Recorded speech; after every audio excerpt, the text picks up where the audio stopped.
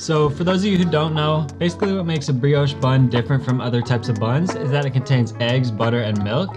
So you end up with a little bit more tender, sweeter product. Plus, you get a nice flaky golden brown crust. So it's almost like a mix between a bread and a pastry in a way. I mean, definitely erring more on the bread side, but you get the idea. It adds a nice little sweet element to your burger. Plus, it still holds up really well under a lot of condiments and toppings. So let me show you how to make them. So we're going to start off this time by adding a cup of milk to a microwave safe bowl or measuring cup and heating it to around 100 degrees Fahrenheit, which is about 38 degrees Celsius. The reason we want it heated is just to speed up the activity of the yeast, which will ultimately help our dough to rise a little bit faster. So now just add 8 grams of quick rise yeast along with 12 grams or about a tablespoon of sugar, which will give the yeast something to feed on, again speeding up the rise time. Next, we're going to combine the dry ingredients in the bowl of a stand mixer. You could do this by hand, of course, but the stand mixer is going to make this a lot easier, especially when we have to start kneading. So add 560 grams of bread flour along with 36 grams of sugar and 8 grams of salt, and whisk or stir together to combine. By the way, if you're wondering why I have a band-aid on my finger, I was involved in an unfortunate mandolin accident the other day, so be careful with these things, folks. These things are dangerous, and definitely don't look up when you're using it. Just trust me on that one. Anyways, back to the recipe. Now by the time that's done, you can revisit your milk mixture, and at this point you should see at least a thin layer of foam forming at the top, which indicates that your yeast is healthy and active. If you don't see this foam, well, I hate to break it to you, but your yeast might be dead. If that's the case though, I'd just give it a bit more time, but if you still don't see that foam, you may just want to run to the store and get some new yeast. But assuming your yeast is alive and well, just add it to the flour mixture and stir using your stand mixer fitted with the dough hook attachment until it starts to come together.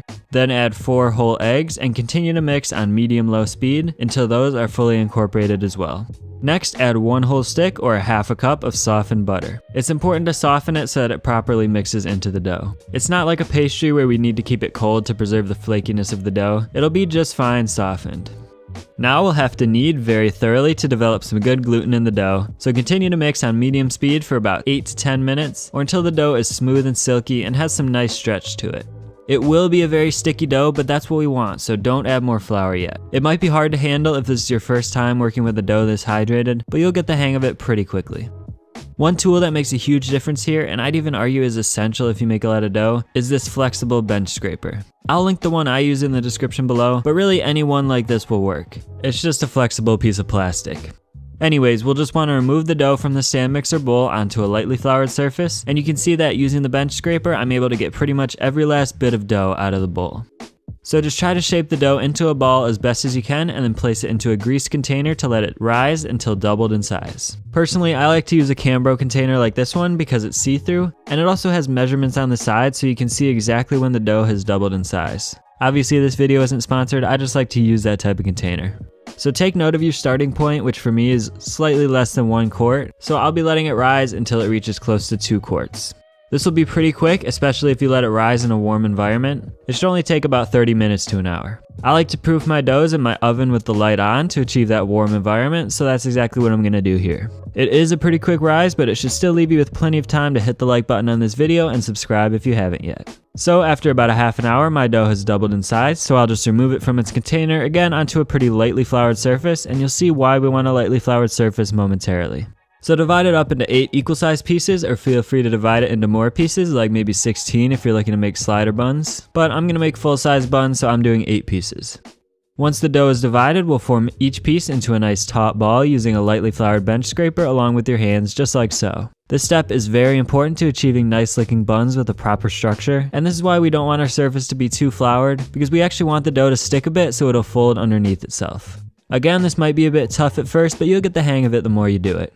As you form the dough balls, place them onto a baking sheet lined with parchment paper for a very brief second rise. This one's actually optional depending on how dense or fluffy you like your buns, but I usually like to let them rise for at least 10 to 15 more minutes. So I'll just dust them all with a generous amount of flour, because the last thing we want is to ruin these beautiful buns by letting the plastic wrap stick to them as they rise. So once they're floured, just cover the tray in plastic wrap to prevent the dough from drying out, and set them aside to rise for the desired amount of time.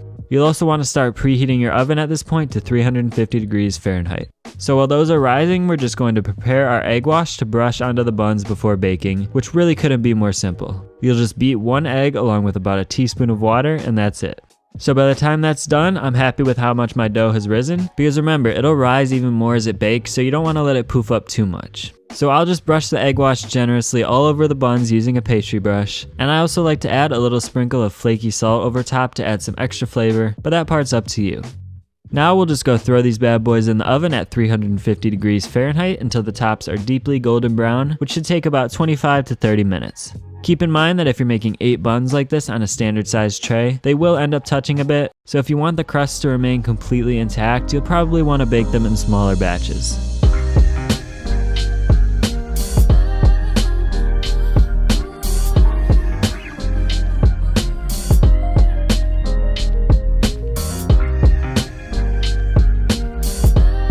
So there you go. Now you've got some beautiful, flaky, golden brown brioche buns that are perfect for any type of burger. When I was testing this recipe, I had it with a lot of turkey burgers, which was actually a really good combination. The sweetness of the buns really complemented the flavors of the burger, especially with a little bit of jam or cranberry sauce on top for some extra acidity, so I definitely recommend giving that one a try. So anyways, thanks for watching. Don't forget to hit the like button and click one of these videos on screen right here to keep watching. I'll see you all in the next one.